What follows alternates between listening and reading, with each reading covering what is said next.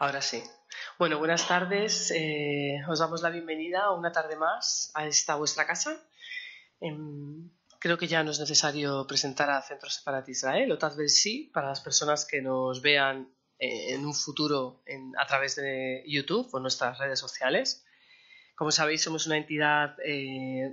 Centro Sefarat Israel pertenece a la red de casas y es un consorcio formado por el Ministerio de Asuntos Exteriores, Comunidad de Madrid y Ayuntamiento de Madrid.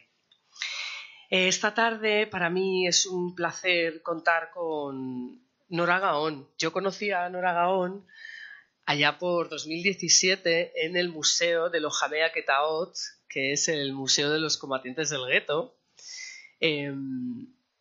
La conocí porque ella durante más de 20 años, ¿verdad, Nora? Ha sido educadora y directora del Departamento de Habla Hispana y Portuguesa de este museo, que yo les recomiendo, incluso que lo visiten a través de la web, el Museo de los Combatientes del Gueto. Ahí está en el norte de Israel, cerca de... ¿Sí, verdad?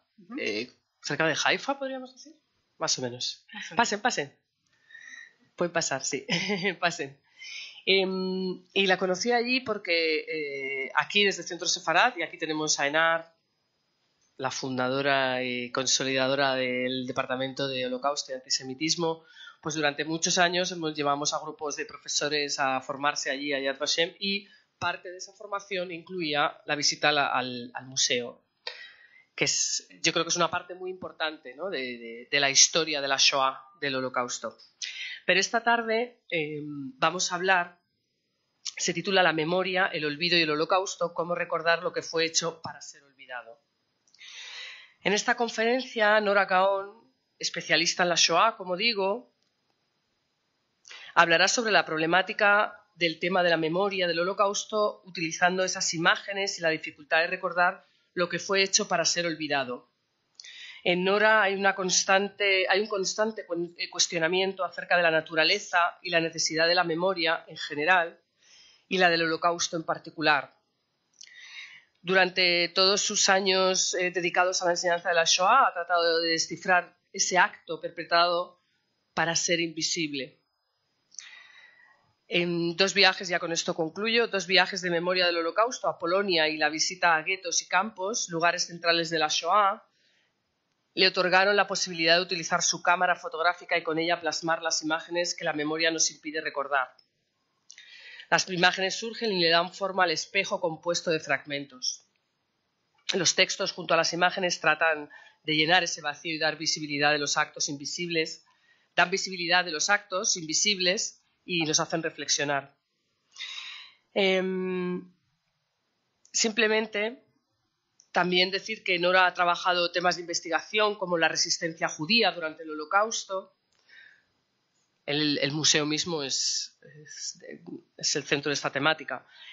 El arte en el Holocausto, la memoria del Holocausto, Janusz Korczak, educador humanista, como saben, y entre sus publicaciones se encuentra Resistencia espiritual durante el Holocausto, en nuestra memoria, del Museo del Holocausto de Buenos Aires, Argentina, el Holocausto como práctica social, en MUGAT, Centro de Estudios y Documentación sobre el Racismo y Xenofobia, en San Sebastián, España, y Janusz Korczak, educador humanista de la Universidad ORT, Montevideo, Uruguay. Sin más, no voy a continuar, ya le cedo la palabra y luego tendremos un turno de preguntas y dialogaremos de algo tan interesante como la memoria y el olvido, ¿no? Y cómo recordar. Tiene la palabra, gracias. Muchas gracias.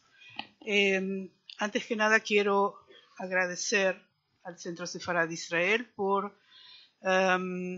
volver, por darme la oportunidad de volver y traer uno de mis temas últimos aquí.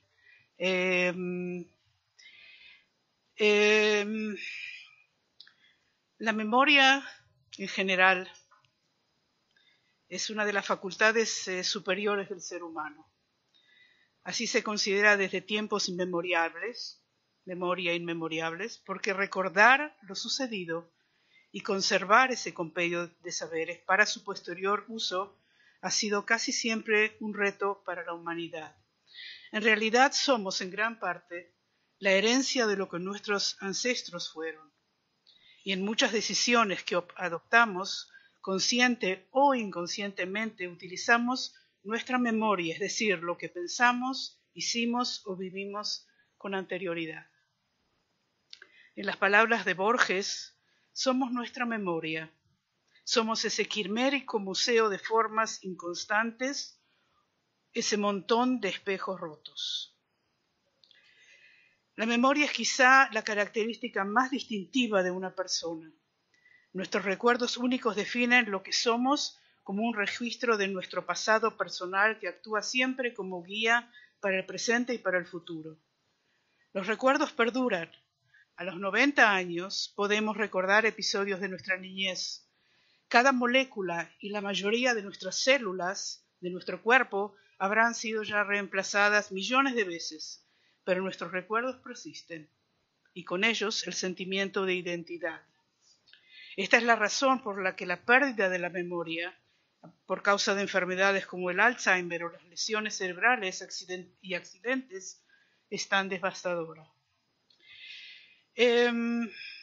Yo quiero llegar al tema de la memoria desde otro punto de vista. Se puede llegar desde diferentes puntos de vista. Psicológico, biológico, ¿sí? Médico, cómo funciona, a dónde tenemos en nuestro cerebro los centros de la memoria. Yo quiero referirme a escritores que se refirieron al tema de la memoria, se refirieron a la memoria, y uno de ellos, Cortázar, que dijo sobre la memoria: cada vez iré sintiendo menos y recordando más. Pero, ¿qué es el recuerdo sino el idioma de los sentimientos? Un diccionario de caras y días y perfumes que vuelven como los verbos y los adjetivos, y en el discurso, adelantándose, soplados a la cosa en sí, al presente puro, entristeciéndonos o aleccionándonos vicariamente hasta que el propio ser se vuelve vicario. La cara que mira hacia atrás abre grande los ojos. La verdadera cara se borra poco a poco, como las viejas fotos.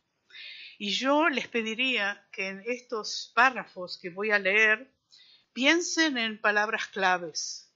O sea, no vamos a tomar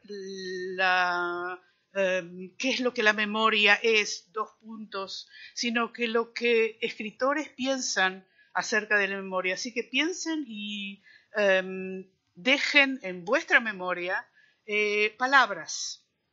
Pierre Nora, un escritor francés, dice lo siguiente sobre la memoria: los lugares de memoria nacen y viven del sentimiento de que no hay memoria espontánea. Hay que crear archivos, hay que mantener aniversarios, hay que organizar celebraciones, pronunciar elogios fúnebres, levantar actas, porque todas estas operaciones no son naturales. Y para resumir, ¿qué es la memoria? Llego a un poeta, cantante catalán, Joan Manuel Serrat, a quien amo, y mi esposo lo sabe. Y él en su poema, en su canción Los Recuerdos, dice: los recuerdos suelen contarme mentiras. Lo leo otra vez. Los recuerdos suelen contarnos mentiras. Se amoldan al viento, se arañan la historia, por aquí se encogen, por aquí se estiran, se tiñen de gloria, se bañan de lodo, se endulzan, se amargan, a nuestro modo, según nos convenga, porque antes que nada y a pesar de todo, hay que sobrevivir. Y como no hay yin sin yang, ¿sí? ¿Conocen eso negro con lo blanco? No hay yin sin yang, no hay memoria sin olvido. Hablo de testimonios, hablo de archivos, de fotos, de cantidades de fotos que quedaron en museos, en casas. Hay gente que todavía guarda y cuida las fotos de esa familia de antes. Estas 3 fotos son de antes del 39.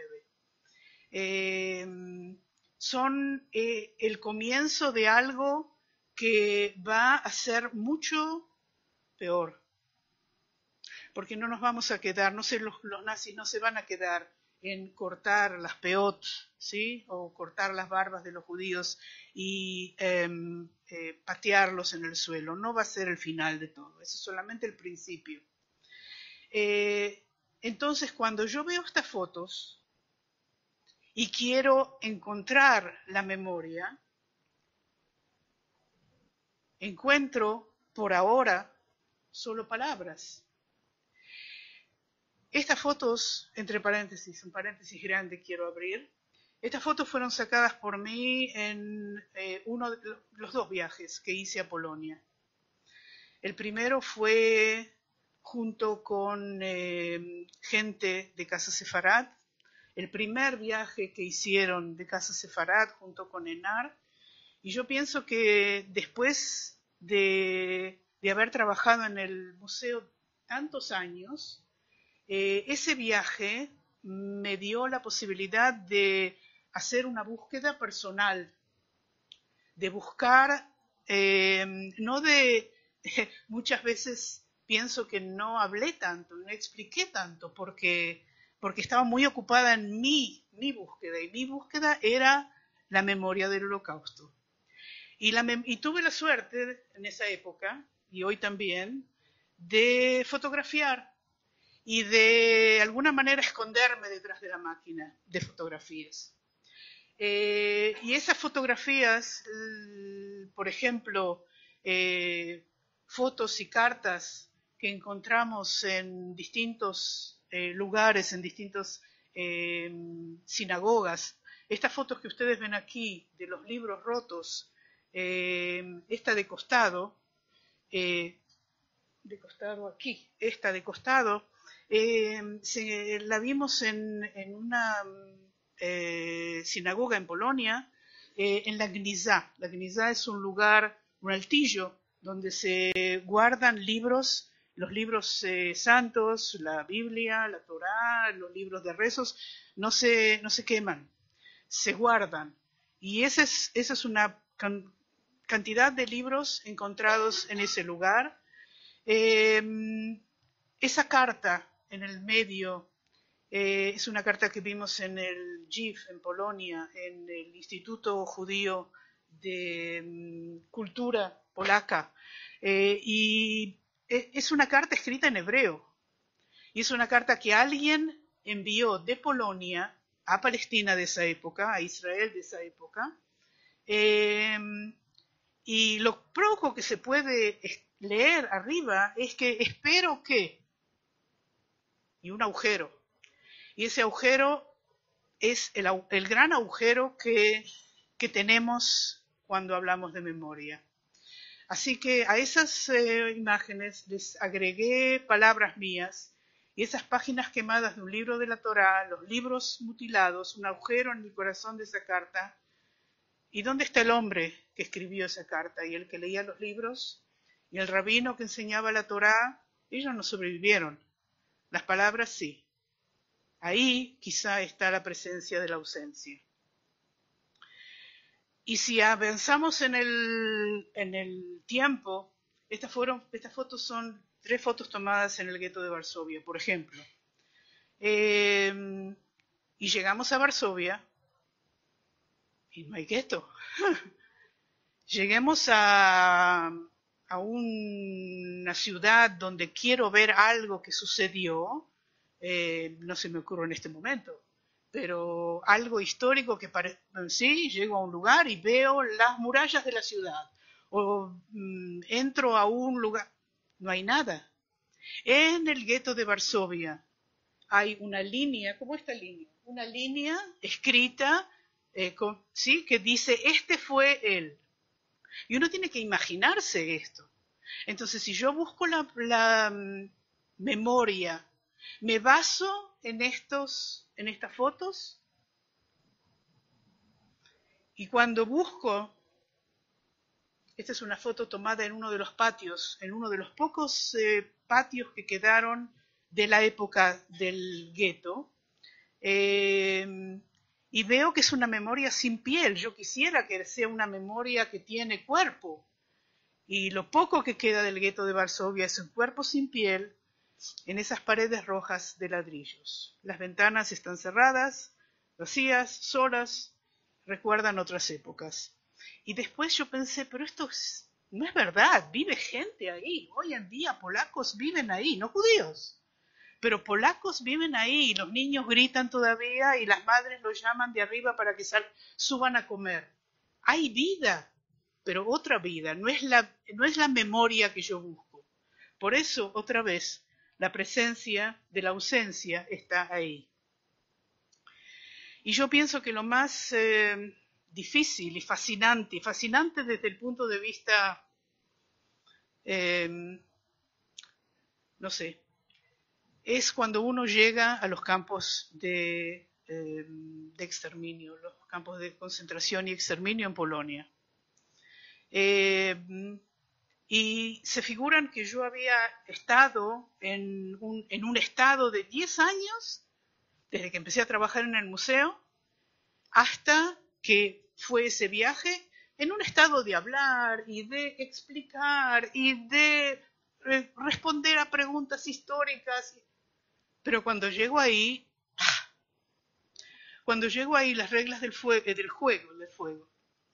freudiano, las reglas del juego fueron cambiadas en Majdanek. Esto es Majdanek.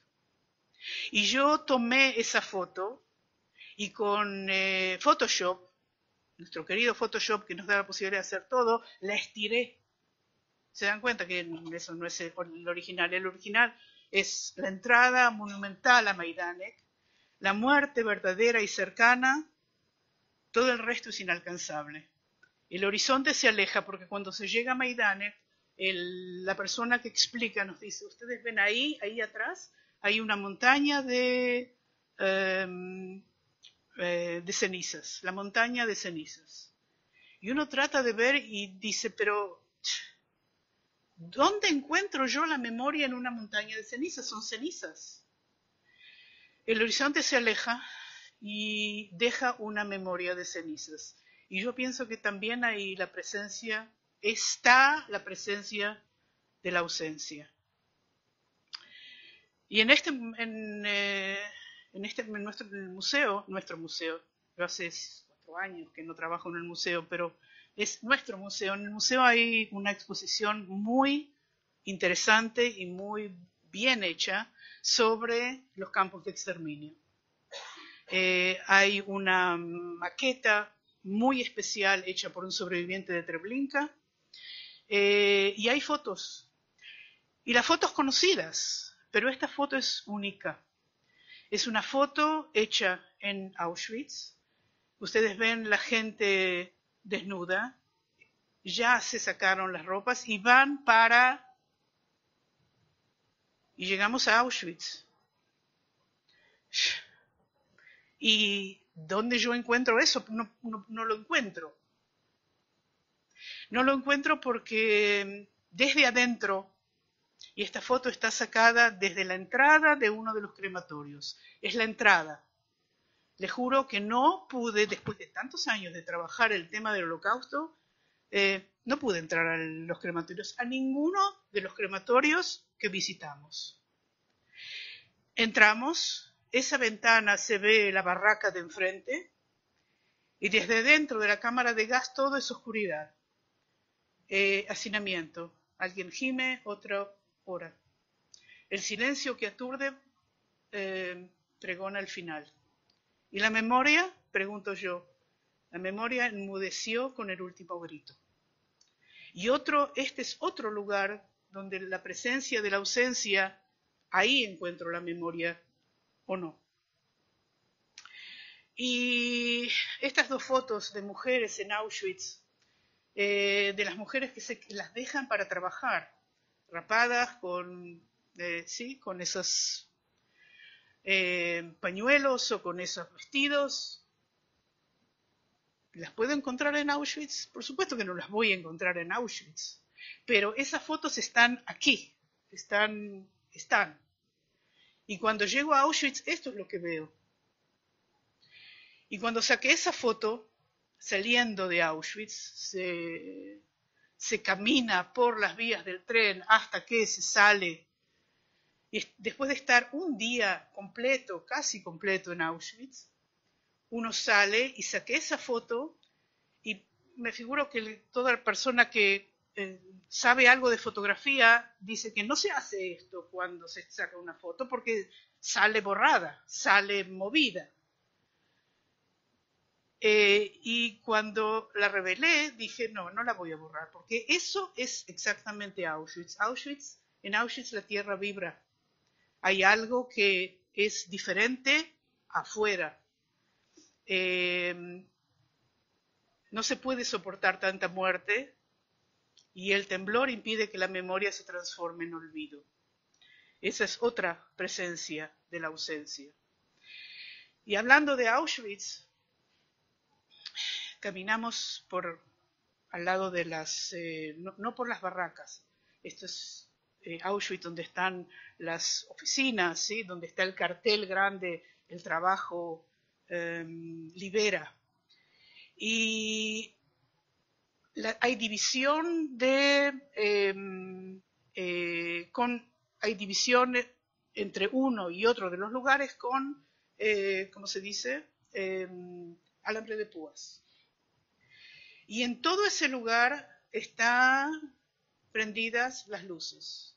Y nosotros caminamos y es el mediodía, porque salimos enseguida, vamos a salir para almorzar, quiere decir que es mediodía.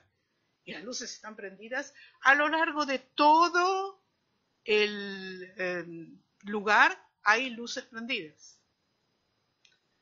Y yo pensé que de día la luz amarillenta de esa lámpara reemplaza al sol, porque simplemente el sol se niega a iluminar la barbarie.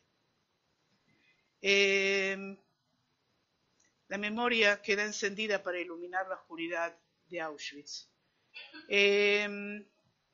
Y llegamos a esta foto tan conocida, donde el tren se acaba de ir, ¿lo ven ahí atrás? La rampa está llena de gente, hombres y mujeres, y solamente quién va a vivir y quién va a morir va a ser solamente una señal. Pero cuando hoy llego a Auschwitz y quiero ver esto, veo esto, una rampa vacía, las vías de los trenes están. Hay un farol muy alto, y como es tan alto se ve que técnicamente hablando tuvieron que tomarlo, ¿sí? con un metal para que no se caiga. Y yo pensé cuando saqué esa foto en un dragón, y el dragón, que es el hijo de la barbarie, fue vencido. Y la punzante lanza fue clavada en la rampa de los que fueron llevados miles a la muerte. Desde ese mismo lugar sangra la memoria. Y ahí también está la presencia de la ausencia. Y hay un vagón, el vagón de los judíos, así se llama en Auschwitz, un vagón de madera. Y yo pienso, la memoria debe esconderse por algún lado, la tengo que encontrar. Y yo pensé en ese momento que la madera como material que absorbe, quizá la memoria está dentro de esa madera. El último vagón es la memoria en madera, que va en camino a la incertidumbre. Y en esos edificios de Auschwitz nos llevan y nos explican y subimos y bajamos y yo veo que esas escaleras tienen unas marcas porque por esas escaleras subieron y bajaron miles de personas. Y el tiempo, pensé, corroe el mármol en las lápidas, pero aquí no hay lápida, ni una sola lápida. 1.100.000 judíos, más gitanos, más de 1,5 millones de personas fueron muertos en Auschwitz. ¿Ni una lápida? No es justo. Entonces yo veo en ese mármol carcomido porque la gente subió y bajó, por personas mismas, en el desgaste de esas piedras, por el pisar humano, esa es la lápida. Y ahí también está la presencia de la ausencia.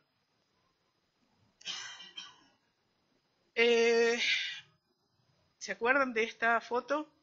Quizá conozcan solamente al niño, pero esta es la foto donde la foto es el gueto de Varsovia, se están por llevando. Vuelvo atrás, pero no vuelvo atrás. Lo que quiero es mostrar algo, es que cuando queremos recordar en una foto, este niño pasa a ser, hace muchísimos años, el arquetipo, el póster de la Shoah. Y esta mujer,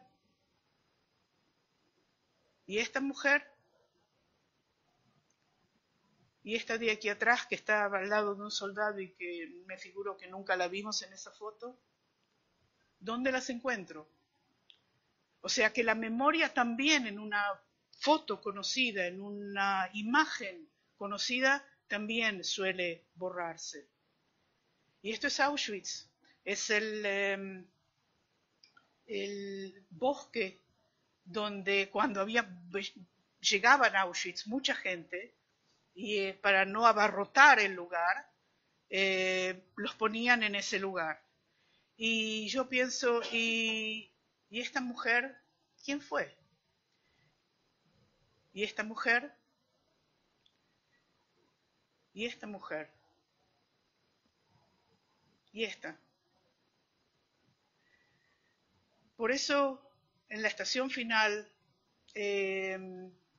muchas veces digo, la madera es algo muy especial. La madera yo pienso que está impregnada de memoria. Y para finalizar, estas son fotos que saqué en Cracovia. Y pensé que esta mujer, este hombre, este padre con su hijo, esta madre con su hija, fueron llevados, no regresaron, fueron aniquilados.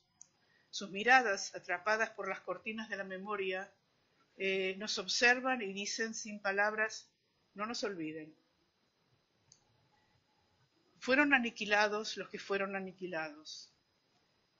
Sus palabras, sus miradas fueron atrapadas por las cortinas de la memoria. Las huellas están allí, duele verlas. No es cómodo ni estético observarlas. Nosotros las recordamos para reflexionar, para ver lo que los humanos somos posibles de hacer. Y al salir a la ciudad de Varsovia, había en una de las plazas unas flores, amapolas rojas, nada que ver con el Holocausto, porque hay muchas cosas que no tienen nada que ver con el Holocausto, pero cuando uno ya está adentro y busca,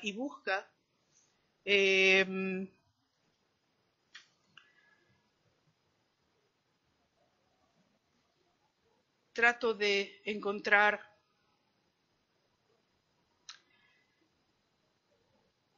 las palabras, vuelvo a las palabras de Serrat, y dice en esa canción, pero los recuerdos, desnudos de adornos, limpios de nostalgias, cuando solo queda la memoria pura, el olor sin rostro, el color sin nombre, sin encarnadura, son el esqueleto sobre el que construimos todo lo que somos, aquellos que fuimos y lo que quisimos ser y no pudo ser. Y como dije al principio, la memoria es algo que nos define como persona, como ser humano. Y en esta búsqueda sigo. No sé si alguna vez voy a encontrarla, pero esto fue solamente un pantallazo para ver que cuando nosotros buscamos la memoria, quizá la busquemos en lugares donde seguramente no la vamos a encontrar. El régimen nazi hizo lo que hizo para no ser recordado, punto. Auschwitz fue hecho no para que haya un museo y que visitantes de todo el mundo lleguen. El gueto de Varsovia fue hecho con un objetivo muy claro. Hoy en día hay una gran dificultad de encontrar esa memoria en esos lugares. Y yo pienso que es muy importante tratar de seguir cuestionándonos y seguir buscando. Yo pienso que la búsqueda es el objetivo, muchas veces. Hasta aquí, gracias.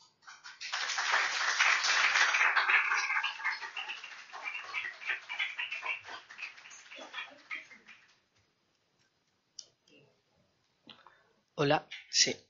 Muchísimas gracias por hacernos reflexionar sobre algo tan complejo como la memoria y la memoria de la Shoah.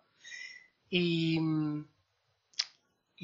es muy interesante esa mirada que no había profundizado en tu mirada, la ausencia, la presencia de la ausencia, ¿no? Y bueno, ahora vamos a abrir el turno de preguntas. Y luego te voy a hacer yo algunas también que me has despertado algunas preguntas. Si alguien tiene alguna pregunta. Sí. Si alguien tiene una reflexión, una pregunta aquí. Sí, bueno, gracias. Lo primero me parece algo realmente muy, muy emotivo. Y lo que yo quisiera o me planteo es que dijéramos hasta qué punto se puede dejar de lado el dolor más evidente que a veces rechaza esa búsqueda de recordar y recurrir un poco a una formalización o una inclusión en el sistema educativo, incluso hablar más de crimen de humanos contra humanos que de nazis contra judíos, porque los nazis ya no están, los supervivientes son poquitos los que quedan. Digo, porque mi sensación personal, digo, como español de cultura católica que lo soy, al fin y al cabo lo que yo veo es que esto tienes que buscarlo mucho para enterarte. Y digo, en este país, que es occidente, que es democrático, no quiero pensar en otros. Entonces, ¿hasta qué punto, digamos, se podría hacer algo de una forma diferente para que eso que leías tú al principio de que hay que levantar acta de lugares, de hacer ritos, se pueda hacer para que de verdad esto no se repite y quede de verdad en la memoria histórica de todos como la humanidad que somos? Gracias. El Holocausto es un paradigma de un genocidio no peor ni mejor, ni más o menos que otros genocidios del siglo XX. Yo pienso que si le sacaríamos, como usted piensa, sacarle todo no sé cómo llamarlo, todos esos elementos de llamarlo nazi, o sea, necesito en cualquier cosa un paradigma, ¿sí? Algo que me diga, esto es odio hasta la milésima potencia. Esto es lo que puede pasar si ese odio se transforma en realidad. Auschwitz es la última consecuencia, es ahí. No todo genocidio llega a Auschwitz, pero puede ser. O sea, si le saco a esta búsqueda, la búsqueda mía como judía, pero no solamente. Yo pienso que cuando en los años 90 en España se decidió por primera vez hablar y enseñar el tema del Holocausto, Fue España reconocida y en la IRA y en el en muchos países, yo pienso que muchos países europeos piensan como usted. Y trayendo el tema del Holocausto y llevando a la gente a estos lugares y haciendo pensar,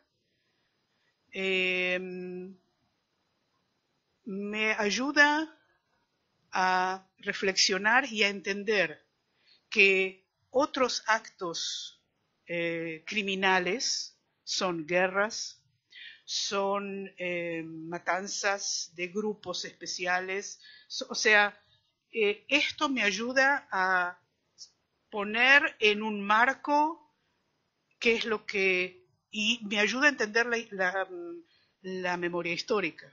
Y la memoria histórica sí, acá en España se habla muchísimo de la memoria histórica en los últimos años. Es importante no borrar para que sea más edible, para que lo pueda... sí, le damos papilla al niño porque no puede tragar. Ningún país necesita que le hagamos papilla del tema del Holocausto. Se puede entender, por supuesto, en esta época quedan muy pocos sobrevivientes, pero es necesario ese marco como referencia. Muchas gracias. Solo decir, ha mencionado Nora, por si acaso hay alguien que no lo sepa, ha mencionado la AIRA. No sé si alguien no sabe lo que es, pero bueno, por si acaso. Sí. Es la Alianza Internacional para la Memoria del Holocausto. Es un grupo intergubernamental. Por supuesto, España pertenece a ese grupo y la Alianza Internacional para la Memoria del Holocausto, una de sus principales misiones es el recuerdo del Holocausto y sobre todo a través de los testimonios de los supervivientes, es honrar a través de ahora que están desapareciendo los supervivientes. Yo le quería preguntar también a Nora, hay todo un cuestionamiento, ¿no? Y hay una preocupación porque cómo preservar la memoria de la Shoah en la era de los cuando ya no estén con nosotros los supervivientes y las supervivientes, ¿no?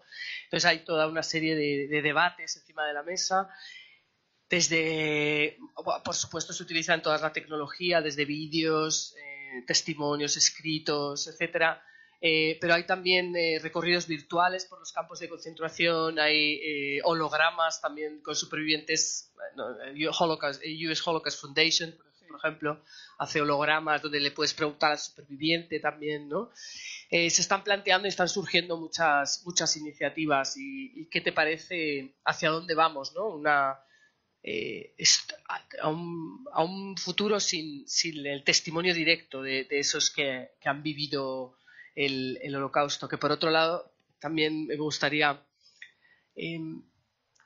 hay un documento reciente de la AIRA que España, por supuesto, ha refrendado, ha reconocido, que es un documento que se puede descargar de la AIRA y es la comparación del Holocausto. ¿Qué comparar, cómo, qué no? ¿No? Muchas veces se banaliza comparando, ¿no? ¿Qué puedes y qué no puedes? ¿Qué puedes decir? Esto es común, es un genocidio como otros genocidios, pero ¿qué no se puede comparar, ¿no? Que hay una parte del Holocausto que se sale de otros genocidios, ¿no? Entonces ese documento es muy interesante también, yo creo que yo lo recomiendo, ¿no? Sobre todo desde el punto de vista pedagógico, ¿no? En el aula o en cualquier institución, cómo manejarlo. Entonces, ¿cómo ves, Nora, ese futuro de la memoria sin supervivientes, ¿no?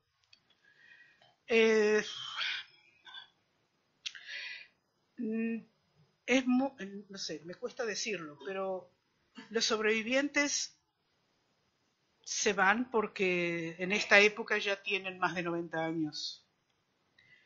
Y dejan generalmente sus testimonios y dejan sus familias y sus nietos y sus bisnietos. O sea, lo que sí, hablaste de los hologramas. A mí me parece una aberración total pensar que un museo pone aquí una imagen virtual de un hombre o una mujer, y yo como un estudiante traigo a mi grupo para hablar. No necesito eso. Esos son los museos que se aferran. Si no tenemos sobrevivientes, no tenemos razón de vida. La razón de être del museo o de la memoria del Holocausto es para concientizar que eso puede volver a suceder. Hay suficientes análisis históricos y testimonios y fotos. No quedó nadie de los sobrevivientes que viajaron con Cristóbal Colón y descubrieron América. No quedó nadie, porque desde 1492 no quedó nadie. Y no vamos a decir que no se descubrió América. Quizás es muy banal también lo que digo, pero es decir, sucedió algo. Las consecuencias y la repercusión del Holocausto, yo pienso que hasta ahora estamos escuchando un montón de cosas en Europa mismo. O sea que si el sobreviviente existe o no existe, existió. Y el acto como acto existió. Y por eso cuando leí que necesitamos archivos, esos archivos son muy importantes y esos archivos no solamente para que historiadores, ¿cuántos historiadores llegan a los archivos del Museo de Washington? Para llegar a la educación. Y si en la educación yo uso esos archivos, y si en una clase uso ese archivo, o uso eso ya me da la pauta de que la memoria sigue. Claro, sí, muchas gracias. Sí, porque esa es la otra pata. La otra pata son el acceso a los archivos, ¿no? Esa es otra que también trabajamos desde la AIDA. El acceso a los archivos, cómo los gobiernos abren o no abren o facilitan el acceso, porque hay que proteger los hechos históricos. Eso es memoria también. Y memoria de los testimonios escritos, ¿no? De diarios, de todo tipo de formatos. Es verdad, cierto. ¿Alguna pregunta más? Sí, aquí hay dos. Bueno, aquí hay una y luego Carlos. Bueno, sobre lo último que ha dicho de los archivos, una precisión referente a España. Es alucinante que posiblemente este sea el único país del mundo en el cual no se dice a partir de qué fecha podemos consultar los archivos. Yo soy historiador y he tenido ese problema, ir con recomendación, etcétera, etcétera, y decir, no, tenemos que saber quién es usted. En otros países, los Estados Unidos continuamente desclasifica su documentación. Francia creo que dice hay que esperar 30 años, pero a los 30 años todo el mundo, hasta un periodista, puede entrar allí. España dice no. Yo pregunté qué se ocultaba, porque España no son 30 o 50, es indefinido, hasta que el gobierno quiere y dice esto sí se puede ver. Y me dijeron, no, es que se protege el honor de las personas. Hay gente que ha intervenido en acontecimientos históricos que a su familia, por el cambio de ideas de política en la sociedad, no le interesa que se sepa. Me llegaron a ofrecer ver documentos donde estaban tachados los nombres propios. Y puede hacer usted copias, claro, no sale el nombre. Les dije, no me interesa el nombre. Pero bueno, aclarado esto, es decir, que en España hay dificultades para saber el 100% de las cosas, a lo mejor el 99% sí, pero el 100% no. Quería felicitar a la señora Noa por lo que ha dicho, la explicación que ha dado, y luego por la respuesta que ha dado a la persona en la primera fila. A mí me parece importante que se hable del Holocausto y del genocidio, no por lo que ocurrió ni por los 6 millones de judíos o 12 millones en total de personas que cayeron allí, sino porque sería un proceso que desgraciadamente se puede repetir en cualquier parte del mundo. Es decir, un loco llega por elecciones democráticas y libres al poder y convence a un parlamento elegido por el pueblo de que él puede hacer lo que quiera. Y a partir de ahí, cada año se le ocurre una ley racial diferente. Lo grave es que luego eso se extiende por otros países europeos con sus tropas o con su influencia. Y va poco a poco limitando a una minoría que eran los judíos, pero podía haber sido hoy en día cualquier otra minoría, decir, a lo primero que les dice, claro, tiene que saber quiénes son, poneros una estrella de David para que yo sepa a quién dar palos a partir de ahora. Y luego, no podéis ir al teatro ni al cine. Claro, uno en su sano juicio dice, mira, no me meto en líos, no voy al teatro, al cine, puedo vivir oyendo la radio. Pero luego le dice, no puedes oír música de judíos, y no puedes hacer esto, y no puedes tener profesión, funcionario. Ah, bueno, el Estado tiene derecho a contratar o a despedir a quien le dé la gana. Y luego no puede ser notario, no puede ser abogado, no puede ser nada. Y al final, cuando uno se plantea, pero bueno, ¿yo de qué como? Te puedes ir del país, pero sin dinero. Lo grave, en mi opinión, no es solo que todo un sistema y millones de personas colaboraron en eso, sino que también, eso creo que no pasaría hoy en día, todo un grupo se dejó hacer todo lo que quisieron porque confiaron en que dirigentes de un país civilizado no irían demasiado lejos. Y claro, fueron donde todos sabemos que fueron. Y nadie les paró. Estoy acusando, en los campos de concentración y de exterminio no había solamente alemanes. El jefe de la banda era un alemán que tendría otro subordinado y allí el doctor Mengele y pongamos 50 personas por campo como mucho. Los guardianes eran de las repúblicas bálticas, de Ucrania. Es decir, había demasiados países o demasiada gente de demasiados países comprometida. Con esto, para terminar, quiero decir que hoy en día, bueno, ¿por qué hacía esa gente lo que hacían? Por dinero, el salario mensual, o bien porque hay que obedecer a la ley y la ley dice esto. Quiero decir, esto se puede repetir hoy en día o dentro de 100 años en cualquier país del mundo. Gracias. Muchas gracias. ¿Quieres comentar algo? No, fue una clase de historia. Sí, bueno, he sido profesor de historia. Sí, bueno, ese es el objetivo, ¿no? Al final es las nuevas generaciones, educar, evitar eso, ¿no? Que se pueda llegar. Ha dicho una cosa solamente al historiador, solamente una cosita. Ha dicho un loco. Desgraciadamente, el problema es que no eran locos, el problema es que eran sanos mentalmente. Entonces, ese es el gran problema, que eran gente corriente, ¿no? Como decía Hannah Arendt. Sí. Era gente corriente, haciendo cosas malignas. Había Carlos allí. Bueno, intentaré ser breve. Soy profesor de filosofía. Sí. Carlos es profesor de... Sí, y estuve contigo ahí en Jaffa, en el museo de Carlos es profesor de nuestra red de profesores que se ha formado en Yad Vashem, en el Museo del Holocausto de Israel, y ¿en qué año fue? Fue a... 2016 puede ser. Por ahí, fue al museo. Sí, puede ser. Y tenía otra formación simultáneamente y he venido a esta porque además el tema me interesa muchísimo, ¿no? El tema de la memoria y la búsqueda de la memoria y el estudio del Holocausto, ¿no? Espero no ser muy pesado.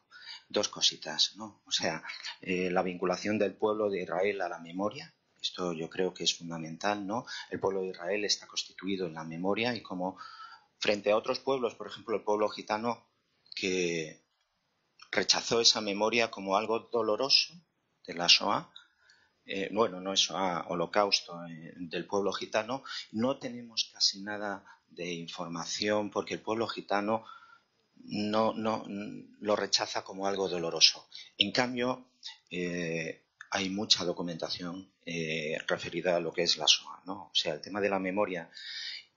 Hay otro tema, el tema de la tercera generación. He leído recientemente en Tablet Magazine, que es un periódico de cultura judía, la preocupación, esta tercera generación, los nietos, que están más preocupados inclusive por la memoria de la Shoah que la segunda generación.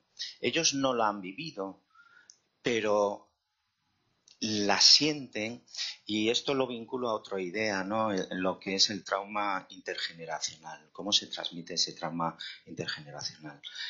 Y bueno, podría estar en 100.000 historietas aquí, pero Una pregunta muy directa a ti. ¿Por qué fuiste a Auschwitz? Ajá.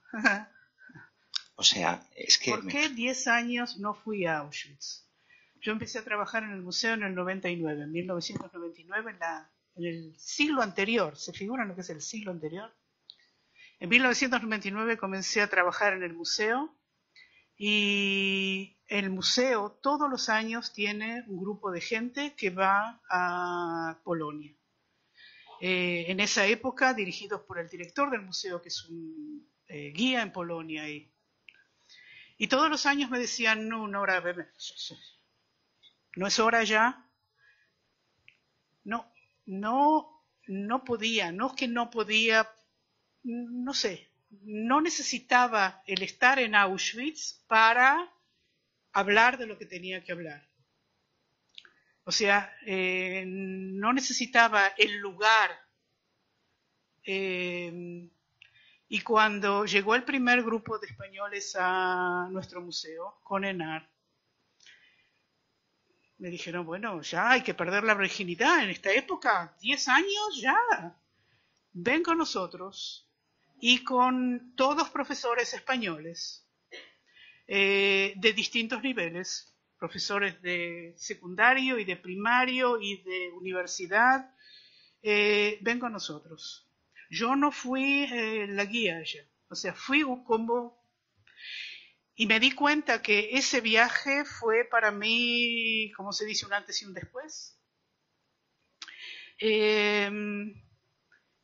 Desde ese momento empecé a buscar el tema de la memoria y escribir y a fotografiar y fue algo que me marcó muchísimo. Y yo creo que no me cambió mi forma de presentar el tema. De una manera humanista y de una manera abierta y de una manera de derechos humanos y a diferencia, sí, de Yad Vashem. Esa es una de las grandes diferencias entre nuestro museo y el Yad Vashem. Pero la segunda vez que viajé, ya fui con la conciencia de que esto va a ser algo que me va a fortalecer, me va a... quizá encuentre cosas que no había encontrado. Y fui a un seminario de Yad Vashem una semana en Auschwitz. Una semana en Auschwitz quiere decir que estábamos en un hotel en Auschwitz, que es la aldea que está al ladito de Auschwitz.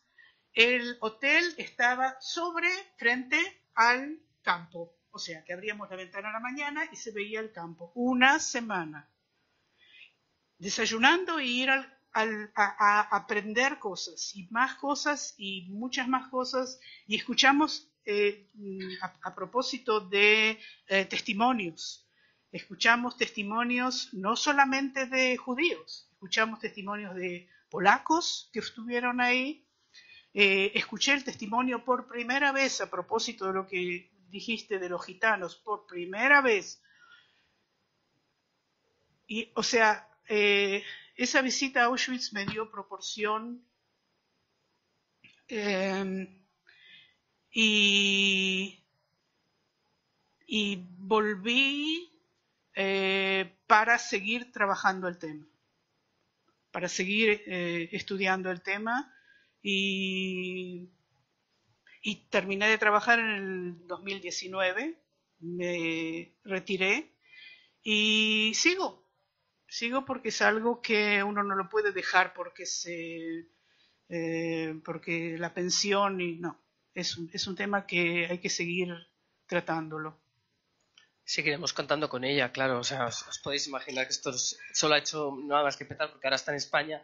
Así que, vale, tenemos una pregunta aquí, ahí y luego Cecilia. Ah, bueno, pues el caballero, sí. Rosa, tú decides. Bueno, seré muy breve. En primer lugar, muchas gracias, sobre todo por tu conferencia y la perspectiva. Yo también soy profesor universitario de propaganda y muchos años me he dedicado al estudio del Holocausto y sobre todo de la ideología nazi. ¿De qué universidad? De dos, de la St. Louis University. ¿De San Luis, sí? St. Louis University y de la IE. Y durante muchos años, por mi trayectoria profesional, he visitado campos de concentración, he puesto el ejemplo sobre todo de Auschwitz. Y es curioso que en los últimos 5 o 10 años, coincidiendo con la masificación en el turismo en nuestras grandes ciudades europeas, no he vuelto a pisar ningún campo de concentración, sobre todo con el ascenso, vamos a decir, de las redes sociales. Entonces yo quería saber, en primer lugar, tu opinión y también lo que pueden hacer los centros de memoria como Auschwitz, o Treblinka, Dachau, etcétera, etcétera, para controlar que estos centros de memoria, de olvido, de recuerdo de la Shoah, no se conviertan en lo que está ocurriendo con el turismo, sobre todo en las redes sociales, con la gente más joven, estoy pensando como profesor también, como docente, y que no se conviertan en lugares que es lo que nos podemos encontrar en toda Europa.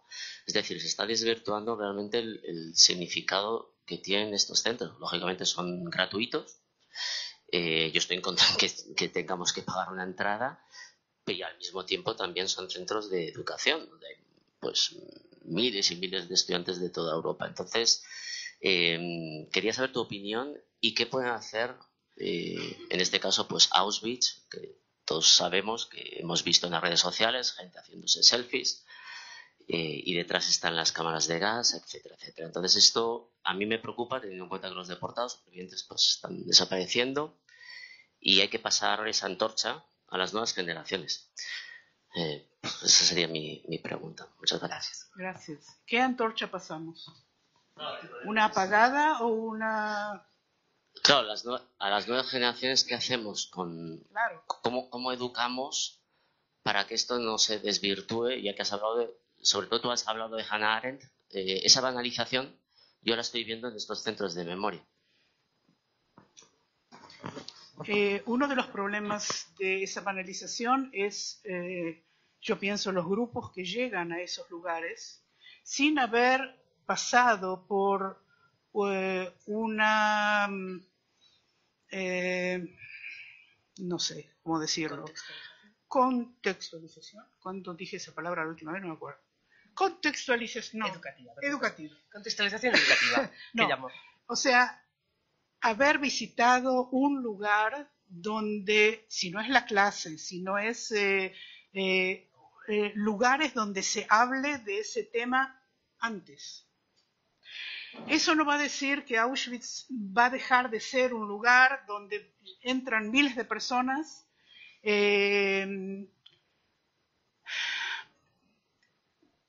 No sé. Les cuento, por ejemplo, en Israel, hoy en día y desde hace muchos años, hay un programa del Ministerio de Educación donde todos los alumnos del anteúltimo año de estudios, no sé cómo es aquí en España, viajan, hacen un viaje a Polonia.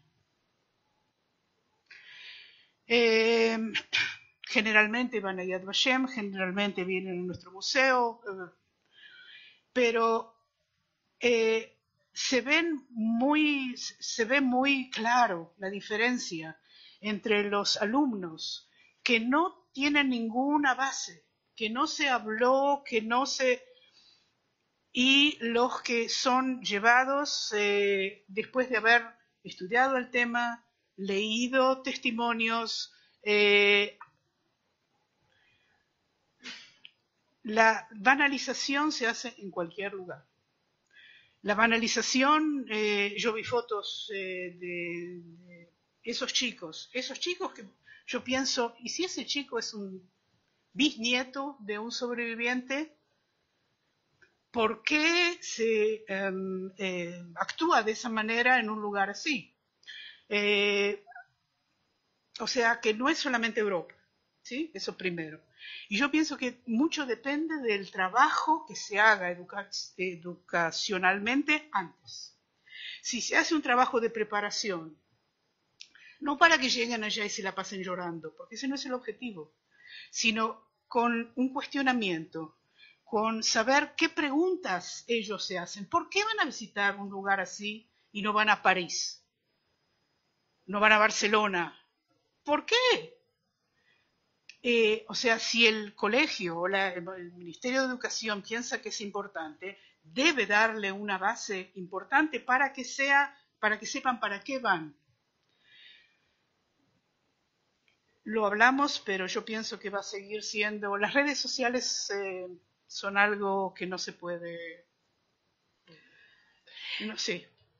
Gracias. Yo solo quería añadir que nosotros, por ejemplo, el año pasado fuimos junto con Yad Vashem, llevamos a un grupo de profesores a formarse en Auschwitz. Hay un edificio educativo, solamente educativo, donde allí nos dieron talleres, o sea, los educadoras de Auschwitz junto con Yad Vashem, de precisamente esto, cómo abordarlo en el aula, primero, toda esta temática. Ellos ya están preparados, son gente que se ha formado en Yad Vashem. Nosotros formamos hace ya muchos años a profesores en Yad Vashem todos los años. Estás invitado a venir, por supuesto, el próximo año. Y luego después les llevamos allí cómo transmitirlo, ¿no? Y cómo hacer un viaje de memoria con estudiantes. Exactamente eso, porque no es fácil. Y no es fácil desde muchos puntos de vista, desde el punto de vista educativo, desde el punto de vista emocional, de desarrollo. Entonces yo creo que es muy importante eso, ¿no?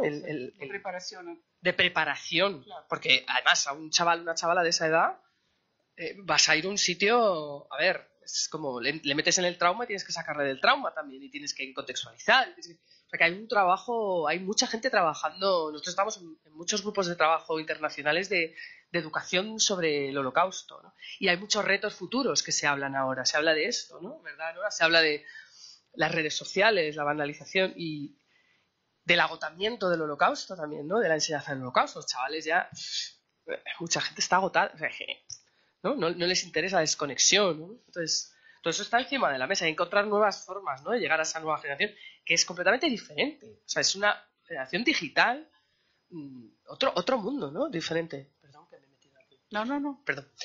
¿Había otra pregunta aquí? Perdón. Sí.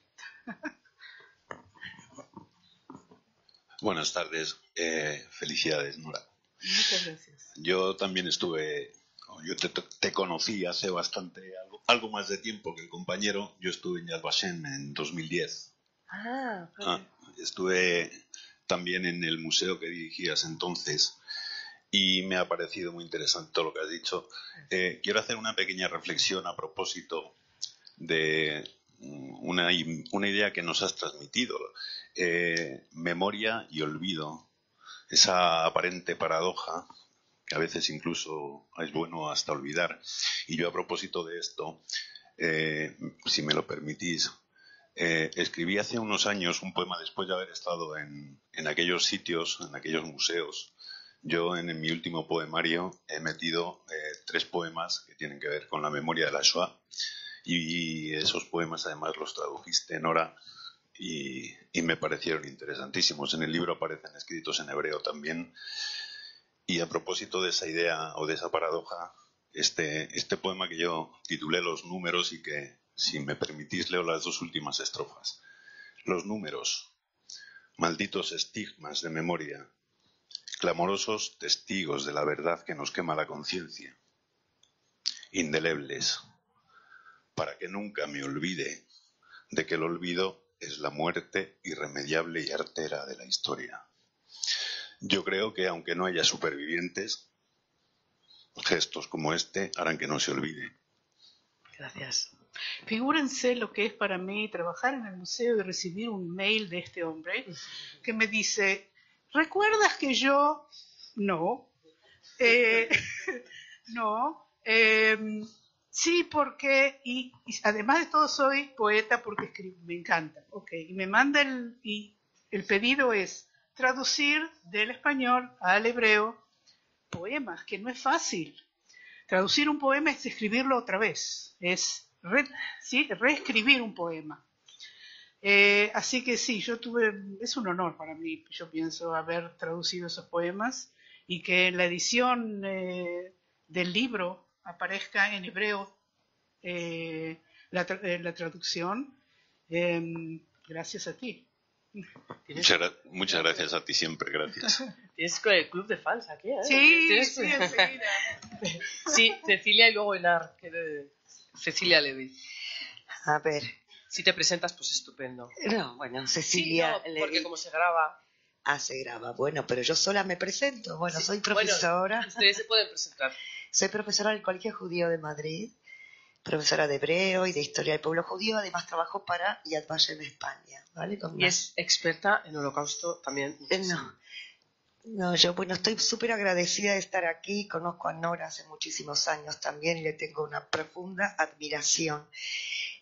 Primero, Nora, agradecerte de haber traído a Borges, a Cortázar, a Serrat, ¿no? Para mí ya esto es sumamente valioso.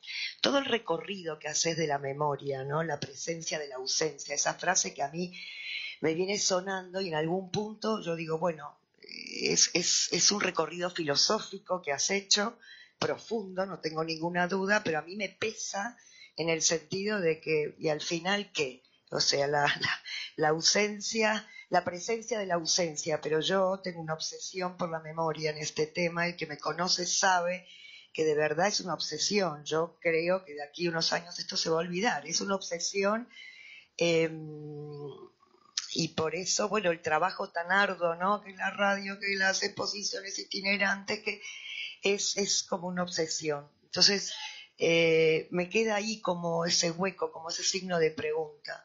Entiendo lo que están diciendo, los trabajos de memoria, los viajes de memoria, los archivos que traes, son todo fundamental. Pero no es que yo quiero ser negativa, pero no nos olvidemos que el motor de este exterminio fue el odio, el antisemitismo, y estamos ahora en un crecimiento brutal. Entonces yo pregunto, ¿en qué fallamos?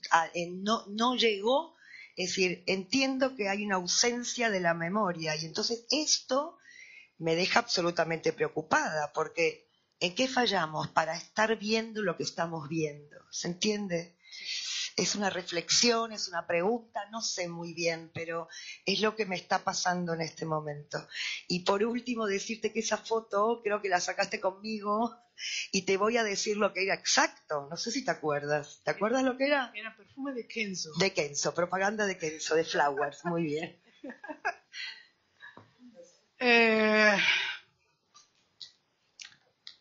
Yo no sé si cuando trabajaba en el museo, muchas veces me decían, ¿y qué hago con esto ahora? No solamente españoles, los españoles son geniales para decir, ¿y qué hago con esto ahora? Pero no solamente, ¿qué hago con esto? Yo pienso que lo que estás haciendo en tu trabajo, en el colegio y con los testimonios de la gente, eso es un trabajo sisífico, ¿cómo se dice? De Sísifo, sí. Sí, o sea que es un trabajo de poner la piedra para arriba y se viene para abajo.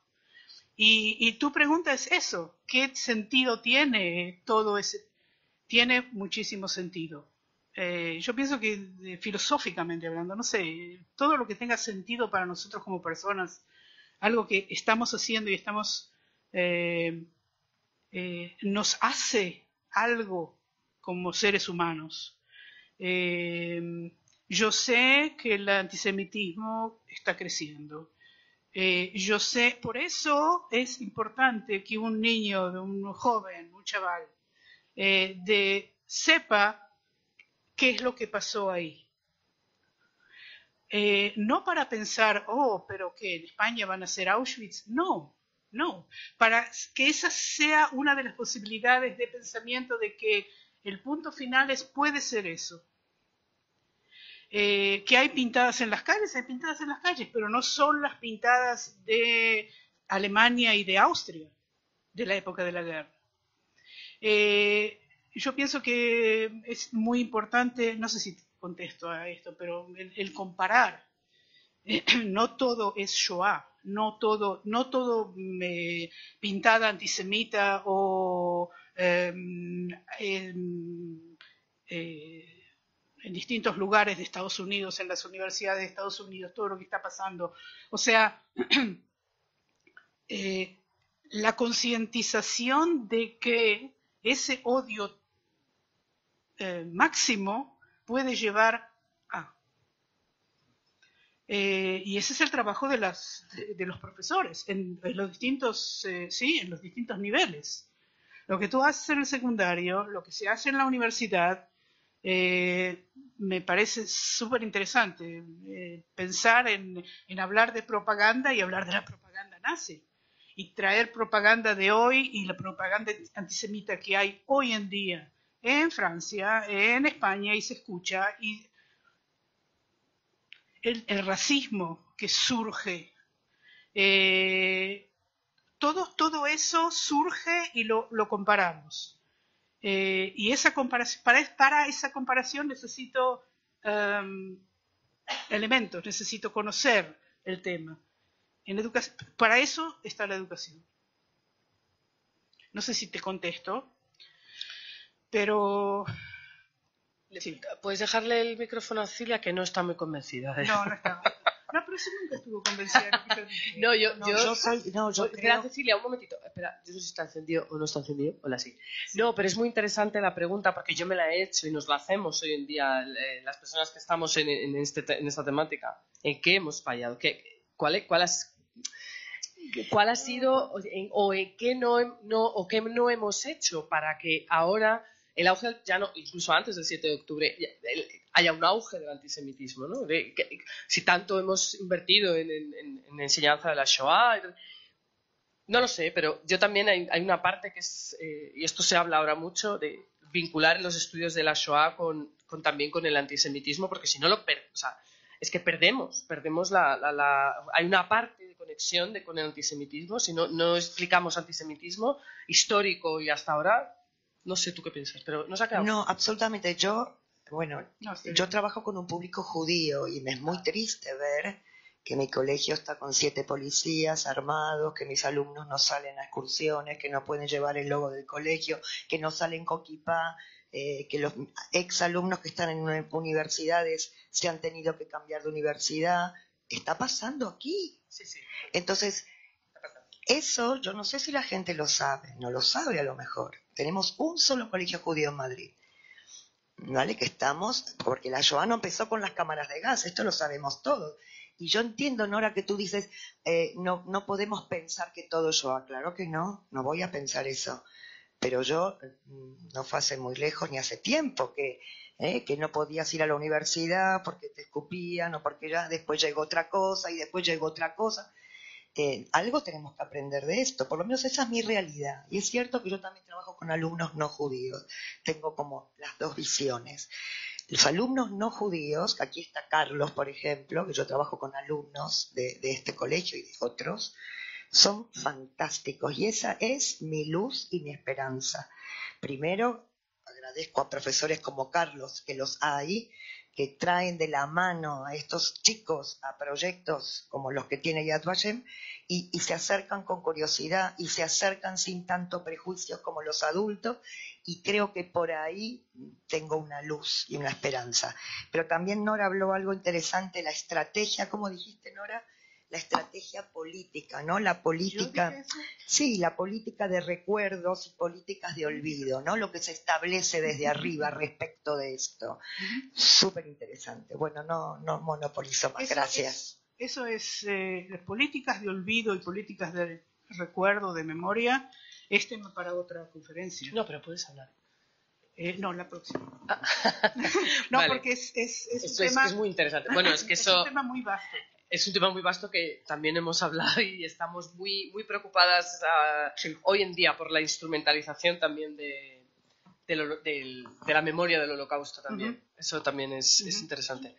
Enar, ¿no? Sí. Gracias. Bueno, pues muchísimas gracias, tanto a Rosa como a ti. También te puedes presentar, Enar, para la gente que no te conozca. Bueno. Yo te conozco, pero muchos te conocemos aquí, pero hay gente que no. Bueno, pues humildemente me presento. Yo he nacido en el exilio y he estudiado muchas cosas sobre el Holocausto, la Shoah en la Sorbonne, porque aquí estaba todo prohibido, ¿no? Y luego cuando vino la democracia, pues me vine a España y he tenido la enorme suerte, el privilegio entre otras cosas, de haber sido la primera persona que puso en marcha los actos de holocausto en este país, ¿no? Y llevamos, no solamente se puso en marcha actos de holocausto, es que yo recuerdo que organicé grupos de trabajo con 400 profesores, nada menos, que llevamos a Israel. Qué suerte de presupuesto, ¿eh? ¿Cómo? Qué suerte de presupuesto, ¿verdad? Ya quisiera yo. Bueno, y luego también no solamente a Israel, sino también a Polonia, como tú recordabas algunos de los viajes, ¿no? Y realmente os felicito y os digo que no ceséis, es decir, hay que volver a retomar toda esta fuerza de la memoria y hay que poder penetrar en los colegios, es decir, a mí me parece que, bueno, por lo que veo, mis hijos ya son mayores, pero se está fallando un poco, ¿no?, en el tema de la pedagogía en los colegios. Y entonces, no sé, animaros, no somos muchos, pero la fuerza la tenemos y que no se puede dejar porque no hay que olvidarlo, porque muchas de las cosas que están pasando, de las violencias que están pasando, tienen que ver con el olvido de lo que fue aquello. O sea, hay que formar a las jóvenes generaciones por encima de todo. Y creo que podéis contar con una persona como tú para ir a contar cosas. O sea, si hay profesores aquí que tomen nota y que formen como grupos de trabajo, como los hicimos en su tiempo. Y nada más, y muchas gracias, y desde la emoción, muchas gracias. Gracias, Enar. Sí, de hecho ya hay grupos de trabajo que están ahí, de los profesores graduados, ya se ha organizado ahí con nuestro, ahí apoyamos nosotros desde atrás, yo apoyo desde atrás, se están organizando para seguir avanzando. Bueno, está Cecilia metida. Poco, o sea, ya, pero es que hacemos lo que podemos, hacen lo que pueden, porque claro, con el tiempo que tienen, pero sí que es verdad que es muy necesario. Bueno, yo quería preguntarte también esto de la ausencia la presencia de la ausencia, ¿no? Uh-huh. En Auschwitz y en otros campos cuando ha sido, sí que yo que he estado allí también, o sea, ahora lo pensaba, ¿no? O sea, que muchas veces estás en el campo y estás... Y yo tenía un poco de frustración porque no era capaz en los lugares clave, ¿no? Era una sensación de... No lo veo, o sea, o sea, he visto montones de fotos de este lugar, montones de fotografías, el bosque, famosísimas, crematorio, todas esas fotos son muy conocidas, ¿no?, de Auschwitz y de otros lugares, pero estaba allí y era como, pero falta, o sea, es como, era una frustración de la conexión, ¿no?, de, pero ¿dónde está?, ¿no?, o sea, no veo eso que yo he estado leyendo, he estado viendo en fotografías, pero, y me ha gustado mucho eso, ¿no?, de la presencia de la ausencia, ¿no? Para mí fue algo que no sabía cómo manejar en el recorrido del campo, que también estuvimos no sé cuántas horas, que era pedagógico, claro, para profesores, entonces estuvimos... Y sí, había algo de eso, ¿no? Yo pienso que, yo no soy psicóloga, ni mucho menos, pero yo pienso que también estar en un lugar así, sabiendo, sí, cuando todo lo que sabemos está aquí atrás, muchas veces hay una necesidad de unplug, ¿sí? De sacar el enchufe y sentir. No saber cuántos llegaron y cuántos de Hungría y dónde era. No, ese no es el objetivo. Quizá esa es la causa por la que 10 años no fui. Porque no necesitaba decir, bueno, en la rampa esto fue... No. Hay una necesidad cuando se visita esos lugares hay una desconexión para conectarse a otras cosas. ¿Ven estas conexiones? Si yo trato de poner esta conexión, aquí no entra. No entra. Porque si yo trato de todo lo que yo sé y expliqué, y en el museo, y leí, y trabajé en los archivos, pero estando ahí no va. La conexión tiene que ser a nivel, yo pienso, acá. Es una sensación no sé, es una sensación de estar en un lugar. Es muy raro porque no es una iglesia, ni es una sinagoga, ni es un lugar santo, ni es otra clase de conexión a ese lugar. Yo pienso que lugares como ese, donde la muerte era el leitmotiv, o sea, ¿sí? El matar lo más rápido posible, lo más eficiente posible, la mayor cantidad de gente. 3 pasos, 1, 2, 3. Y estar en ese lugar y sabiendo lo que sé de ese lugar y no encontrándolo, no viéndolo, sí, es como entrar a esas sinagogas o a esas iglesias donde no hay imágenes. A mí me prometieron un Cristo crucificado. ¿En serio? ¿Y dónde está? A mí me prometieron ver en el gueto de Varsovia indigencia, dolor. ¿Y dónde está? Cuando salimos del hotel donde estábamos, me llamó la atención una madre con un carrito con su hijo y con uno chiquito. Y hablaba en polaco, por supuesto yo no entiendo polaco, pero yo digo, ¿esto es Polonia? ¿Esto es Polonia? Sí, es Polonia, por supuesto que es Polonia. Este es el gueto de Varsovia, era el gueto de Varsovia, ahora es otra cosa. Y lo que vos decías, Cecilia, es con el paso del tiempo, las cosas es como si la memoria, por eso lo llamé como las cortinas de la memoria. La cortina yo la puedo abrir, ahí sí al revés, abrir o cerrar. Y la realidad existe adentro y afuera. Y lo que yo sé de afuera puede ser que mi imagen sea nieve, pero es un día soleado. O sea, me fui de las ramas. Me fui por las ramas, totalmente. Los viajes a Polonia hacen algo a cualquier persona que está ahí. Aunque después en el TikTok o alguna cosa así aparecen otras cosas. Yo pienso que también es una forma de... Sí, además que ya hay pedagogía, ya se están editando, se están creando materiales para abordar eso, la banalización y la distorsión del Holocausto en redes. También, no solo el AIRA, también la UNESCO tiene otro documento. La UNESCO está creando unos materiales buenísimos con respecto a esto, a la distorsión del Holocausto. Está encima de la mesa, pedagógicamente, y en redes sociales también antisemitismo online, o racismo, antisemitismo y discriminación online. Ya se está generando mucho material, pero claro, eso tiene que llegar a los colegios y a las universidades. Ese es el problema. Ese es el tema, que tiene que llegar, claro. Y nosotros llegamos donde llegamos, pero bueno, el Ministerio de Educación el año pasado hicimos unas jornadas sobre esto, ¿no? Para técnicos sobre esto. Y una cosita más, ¿qué te parece? A mí en Auschwitz sí que me ayudó, por ejemplo, en ciertos barracones hay como... ciertas instituciones tienen exposiciones. A mí la exposición de Yad Vashem dentro de un barracón, que no me acuerdo el número, bueno, los expertos aquí, los profesores seguro que me escuchan y me van a decir, ¿cómo no sabes el barracón? No hace falta saber. Ya, pues lo saben. Lo saben. ¿Para qué hay que saber el número? Claro.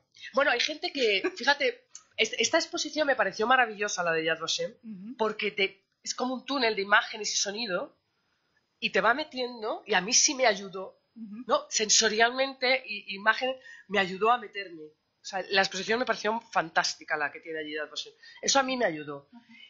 Pero fíjate esto dices tú, el número y tal.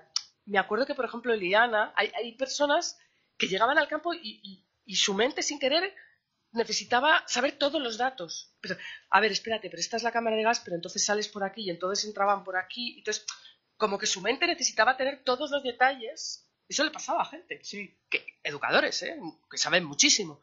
Entonces, se obsesionaban por saber, espera, pero entonces si el tren va por aquí, luego el barracón de los gitanos está aquí, las de las mujeres, Eso pasa, ¿no? Sí, O pasa. sea, como la necesidad de poner físicamente, ¿no? Claro. A todo eso que has leído y has visto. Yo no tuve esa necesidad. Claro, no, hay de todo, claro. A tal punto que no entré a ninguno de las cámaras de gas de ninguno de los lugares donde fuimos. Y llegamos a Auschwitz y me siento afuera y uno de los profesores de historia, un señor mayor que nunca me lo voy a olvidar, yo estoy sentada afuera, entró todo el grupo y me dice, hija mía, ¿qué haces aquí? Y le digo, no puedo entrar. El guía, Mario, me pidió que te llame. No te encontré, no te vi. Si él te pregunta, le dices que no te vi. Y entró. Y sentí una empatía total. O sea, hay gente que necesita y hay gente que tiene que sentarse afuera y pensar y no necesita entrar a ese lugar. O sea, hay y hay. Y hay que tener muy en cuenta que también en los colegios hay y hay. Y en las universidades, con todas las materias que tienen, una materia más también hay y hay. Hay que tener en cuenta mucho también. Sí, también la experiencia individual, ¿no? De cada persona, Claro. de cómo reacciona, también los chavales, las chavalas, cómo entran, cómo reaccionan, y muy, muy distintos. Y cómo salen también, ¿no? Y entonces, como respeto a esa forma, ¿no? Por supuesto. Bueno, pues...